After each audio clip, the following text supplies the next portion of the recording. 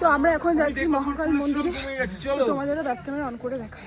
সিঁড়ি ভেঙে উঠেছি, এখন এরকম রাস্তা দিয়ে যাব। ভালো লাগছে কাঁদিতে।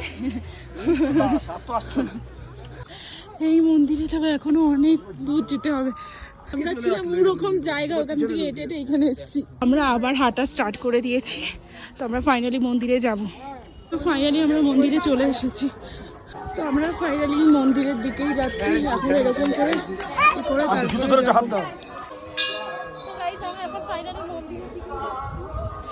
মন্দিরে চলে এসেছি প্রায়।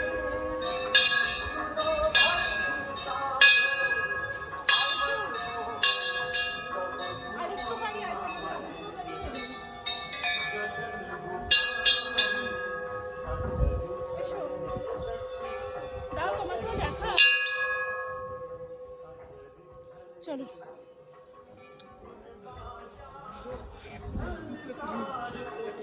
বা কি সুন্দর লাগছে, দেখো সত্যি দারুণ লাগছে গো, দারুণ লাগছে গো।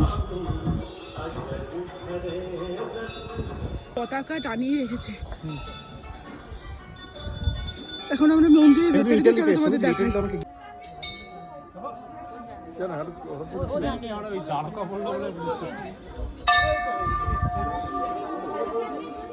মাতাজি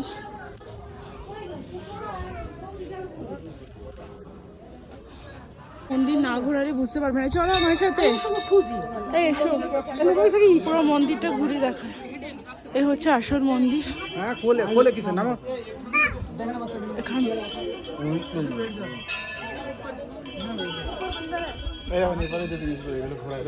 হ্যাঁ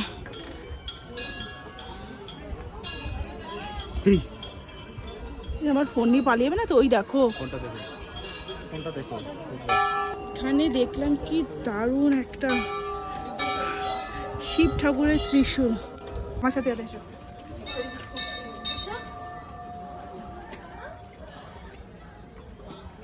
আরো আছে, এসো।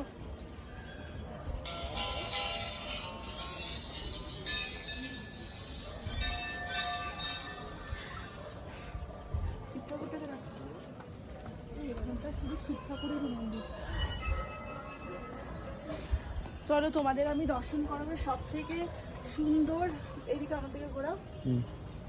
এবার আমি তোমাদের দর্শন করাবো সব থেকে পৃথিবীর সুন্দরতম মুখ, সেটা হচ্ছে এই যে বাবা ভোলানাথের এই যে মূর্তি, যেখানে এই মন্দিরটা অনেক মাল্টি রয়েছে। কি হচ্ছে মহাদেবের শিবলিঙ্গ, এখানে অনেকগুলো শিবলিঙ্গ আছে। চলো তোমাদের এক এক করে দেখায়। দেখো এই একটা শিবলিঙ্গ বাবার, প্রত্যেকটা কিন্তু আলাদা আলাদা, দেখেছো? এই একটা,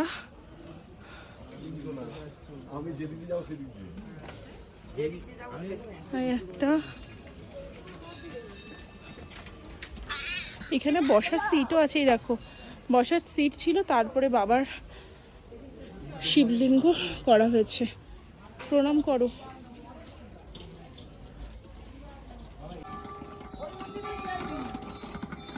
ওইটা গোল করে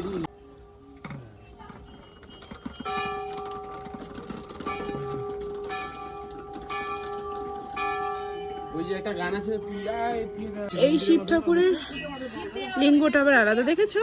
এই দেখো শিবলিঙ্গটা কেদারনাথের মন্দিরের, ভালো করে দেখো কি লেখা আছে নিচে। দেখো কেদারনাথের শিব, এটা উত্তরাখণ্ডের কেদারনাথ। বা মানে এক একটা জায়গার এক এক রকম শিবলিঙ্গ রয়েছে। বলো, আমি তোমায় বলে দিচ্ছি। এটা হচ্ছে কেদারনাথের হচ্ছে শিবলিঙ্গ, ভুবনেশ্বর। আর এটা হচ্ছে লিঙ্গেশ্বর মন্দিরে আছে উড়িষ্যার ভুবনেশ্বরের মন্দিরের হচ্ছে শিবলিঙ্গ। এখানে ছবিও দেওয়া রয়েছে বাবার, আর এইখানটা মূর্তিটাও রয়েছে। তো এখানে প্রত্যেকটা প্লেসের আর কি মূর্তি এখানে রয়েছে, শিবলিঙ্গ রয়েছে।